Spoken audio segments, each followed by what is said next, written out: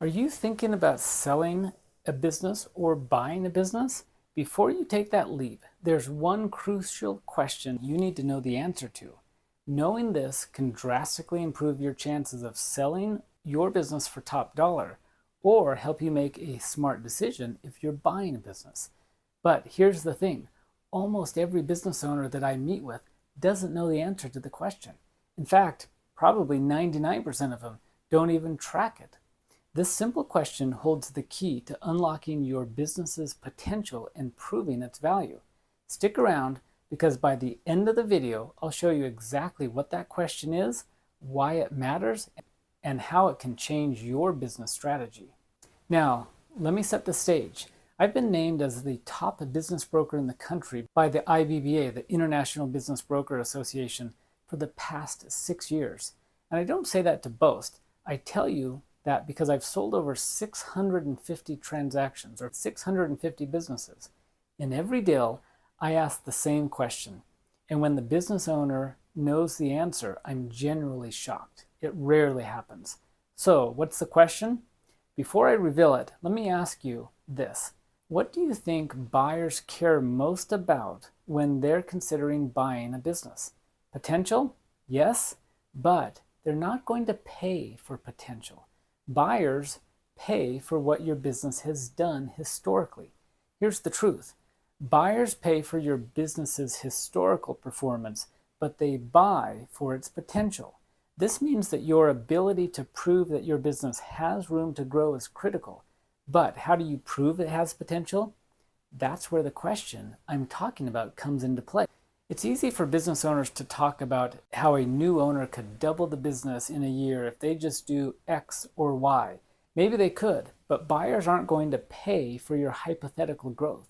They're looking at historical performance, specifically the last 3 years, with a heavy emphasis on the trailing 12 months. So when we look at business valuations, we don't care about future potential unless it's backed by something concrete. That something is your numbers. Let me explain why this matters. Imagine you're a business owner who claims that if a buyer just spent a little more time on marketing, the business could easily grow by 50%. Well, a buyer isn't going to pay you based on what could happen. They want to know exactly how much money your business has made and the kind of cost associated with bringing in that revenue. That's why tracking your business key metrics are so important.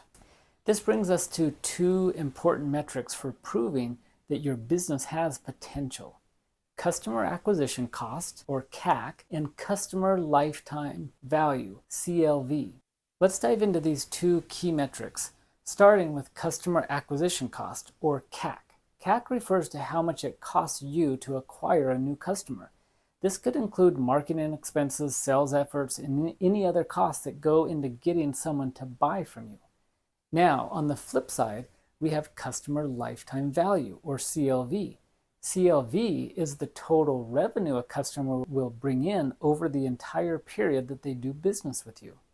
Understanding these 2 important metrics, or these 2 numbers, will help you prove whether or not your business is scalable and has real potential. But how do we calculate these numbers? Let's walk through a real-world example where you can see how this works. Imagine you run a business that manufactures a product that sells for $2,000. After all expenses like fulfillment, operations, marketing, you make $500,000 profit per sale. Now, let's say that your marketing team runs ads that cost you $20 per lead, and on average, you convert 1 out of every 5 leads into a paying customer. To calculate CAC, here's the step-by-step math. First, calculate the number of leads needed to acquire 1 customer.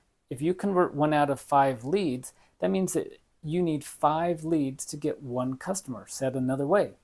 So, your conversion rate is 1 divided by 5. Step 2, calculate the total acquiring cost of those leads. Each lead costs $20, so the cost for 5 leads is $100. Step 3 is now calculate the customer acquisition cost. Since the only marketing cost we have is the cost of the leads, your CAC is $100. So in this case, your CAC is $100 per customer. Now let's compare that to your profit per customer, which is $500. As a seller, you want to prove that your business has the growth potential. Here's where CAC and CLV come into play. If your CAC is less than 25% of your CLV, that's a good sign that your business is scalable. In our example, the CAC is $100 and the profit per customer is $500. So your CAC to profit ratio is 20%, $100 divided by 5, or 20%. This is important because it shows that for every $100 you spend to acquire a customer, you're making $500 in profit. If you want to prove that your business can scale, you need to show potential buyers that they can increase the marketing spend while maintaining a healthy CAC to CLV ratio. Now let's take it a step further. If you show that you can maintain this improved ratio as you scale, you're not just selling potential. Now you have a proven scalable business. Now let's flip the script. If you're a buyer, most small business owners don't track CAC or CLV. That's a problem for them, but it's a golden opportunity for you. Here's why. If you can find a business where the CAC is 25% or less of the CLV, you found a business with a solid potential to grow. So let's go back to our example. If the CAC is $100 and the profit per customer is $500, then for every dollar you spend on acquiring customers, you're making 5 times that in profit. Imagine being able to double or triple the marketing budget, knowing that for every $100 you spend, it brings in $500. That's how you scale a business predictably. As a buyer, you should look for businesses with low CAC to CLV ratios. This means that the business is not only scalable, but it has predictable and a reliable path to growth. If you can find this, you've struck gold. Whether you're looking at buying or selling, understanding CAC and CLV is essential.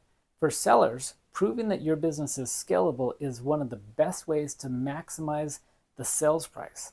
For buyers, finding a business with a low CAC to CLV ratio means that you're buying a business with predictable growth. So here's a recap. Sellers, if your CAC is less than 25% of your CLV, you can prove that your business is scalable and positioned for growth, but you can't do any of that if you're not tracking it. Buyers, look for businesses where the CAC is low compared to the CLV, and you'll have a golden opportunity to scale and grow. Knowing these numbers can give you a huge advantage, whether you're on the buying side or the selling side. So here's the big question. Do you know your CAC and your CLV? If not, it's time to start tracking them. These numbers could be key to unlocking your business's potential and proving its value. Whether you're buying or selling, understanding these metrics can transform your strategy and give you a significant edge. If you're considering selling a business, the first step is to find out how much it's worth. Reach out to me and let's go through the business valuation process to find out how much you could sell your business for. I offer a free business valuation and market assessment to tell you exactly what your business is worth and how long it will take you to find a buyer. And here's the best part. I'll never ask you for a penny up front. I only get paid if and when I sell the business. So there's no obligation or commitment on your part. My success hinges on delivering what I promise. So your risk is absolutely zero. Use the link in the description. Let's set up a time to talk so I can tell you how much your business is worth.